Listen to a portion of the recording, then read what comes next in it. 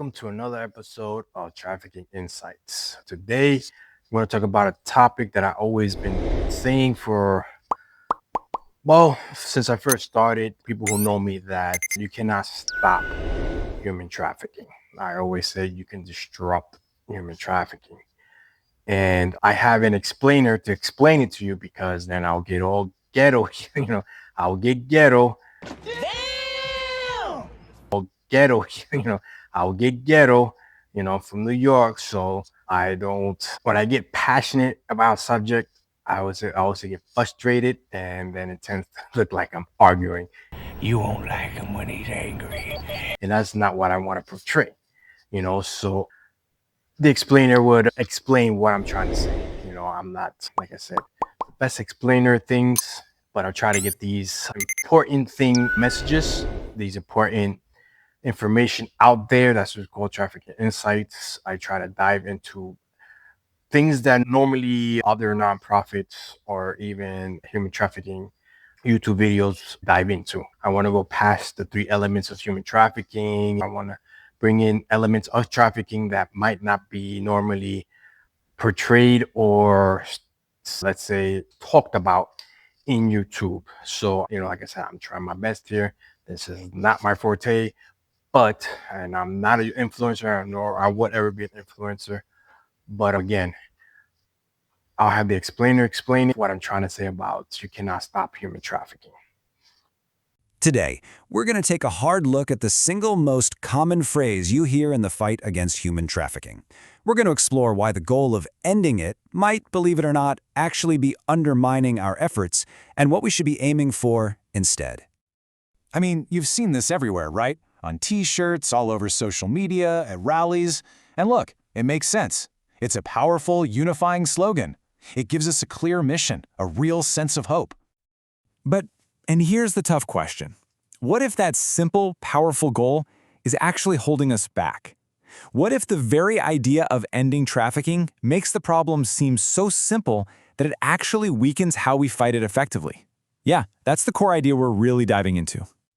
Okay, so to really get why that inspiring goal might be a myth, we have to get real about what we're up against. And I mean really real. This isn't just a crime, this is a massive global industry.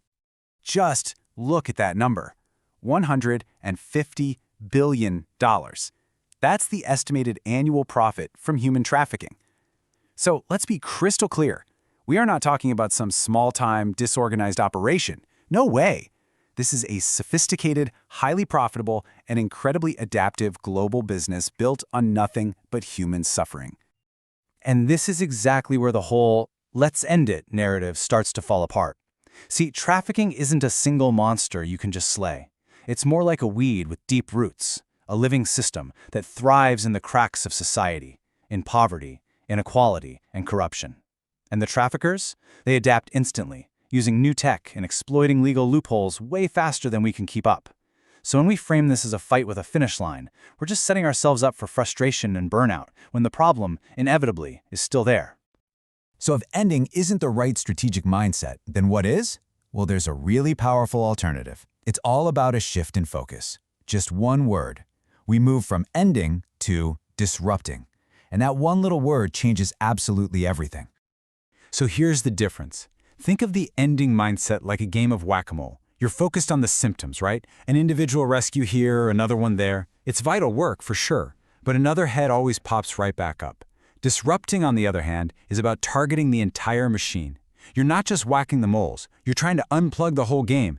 You go after the financial networks, the recruitment pipelines, the whole criminal infrastructure. It reframes the fight not as a race to a finish line, but as an ongoing, relentless campaign to make the business of trafficking impossible to conduct. At its core, disruption means systematically taking the machine apart, piece by piece. It's about targeting the systems, the networks, and the money that allow this industry to operate and profit.